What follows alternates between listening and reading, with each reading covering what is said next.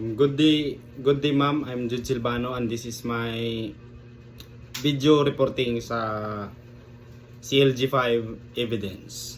So, amin na ako topic, ma'am. First is test whether a third person was an agent of the doctor in a professional capacity. So, ang test amin na pagtanaw kung ang ikatulo na tao kibali or mula third person sama sa nurse or assistant kay nagtrabaho is representante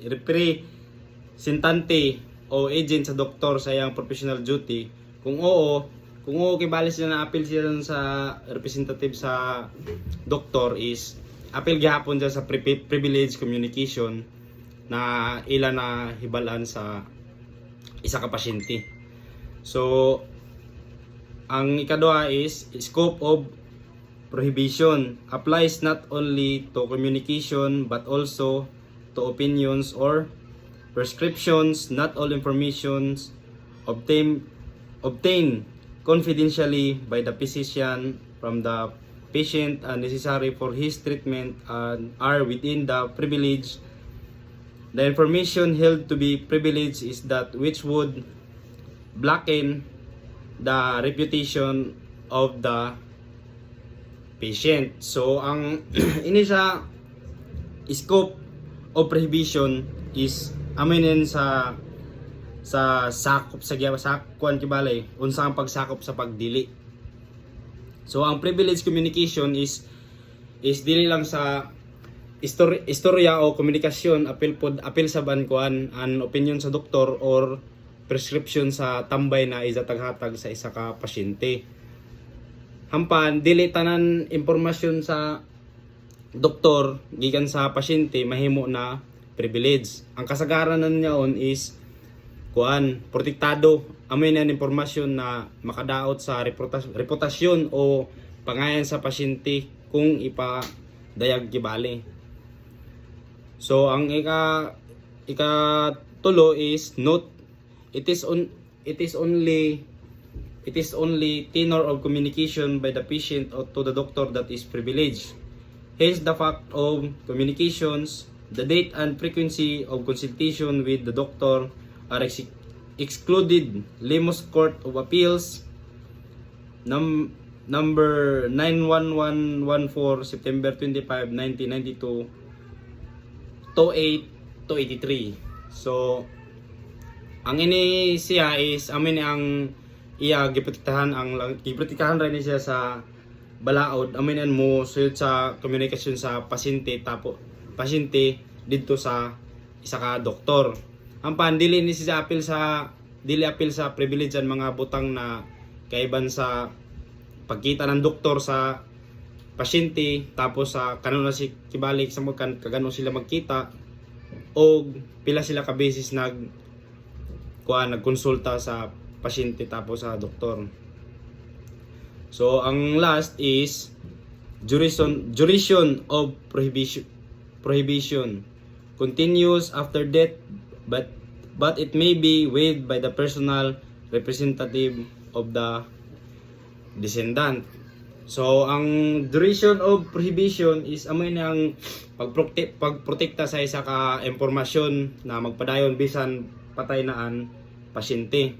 An example, ang pwede ni siya ma-waive or matalikdan kibali pag matugutan na ipadayag sa personal representative na namatay na an pasyente sama sa pamilya or legal representative. Sa simple na kuan is ini na information is tali sa doktor tapos sa pasyente is sikreto o protektado ini siya sa balaod o tapos magpadayon pagani ang protection bisan patay na ang pasyente gawas kung tugutan sa legal representative. So next is established case. Tarasov B. Regents of the University of California.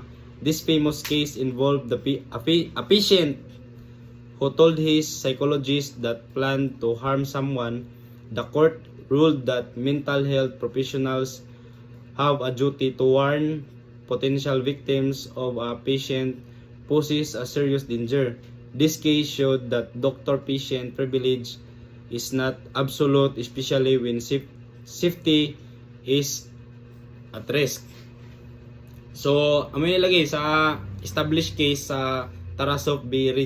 Regents of the University of California is ini na kaso is naghisgot sa isa ka pasyente kibali na nagsulti sa iya sa psychologist na may plano magpasakit ng tao or patyo ni sa ka tao. Tungod ini nagdesisyon ang korte na ang mental health or professionals sama sa psychologist or therapist daw ila responsibilidad na magpasidaan sa possible na mabiktima sa pasyente na mahimo na peligroso siya. Sa ini kibali sa kaso is sultihan sa pasyente ang iyang therapist sa iyang violent na plano.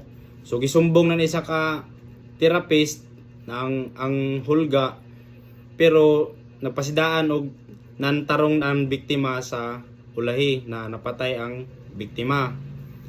Sa nagdesisyon ang korte na kung ang pasyente mahimo kibali sa ng delikado sa iban, obligasyon sa doktor or therapist na magpasidaan sa posible na mga biktima. So, in this case, the patient confined his violent intention to his therapist. The therapist reported threat but the warning was not properly given to the victim.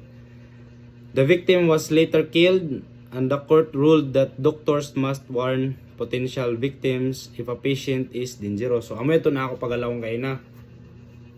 So ang importante sa punto sa kaso is nagpakita siya ng doktor tapos patient is privilege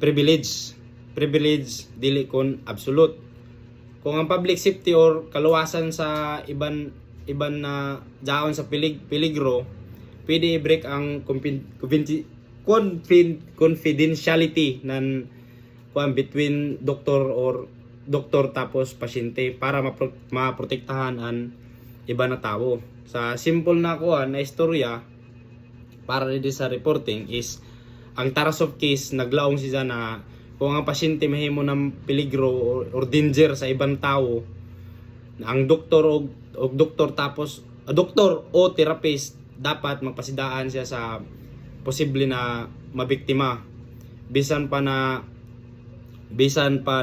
ang doktor patient daon pa ang doktor patient confidentiality. Dapat sa gudon siya mosulti siya sa magpasidaan na niya kung may mahitabo na possible na danger sa isa ka tao. And thank you ma'am and good day. This is and that's all of my video reporting. Thank you ma'am. God bless.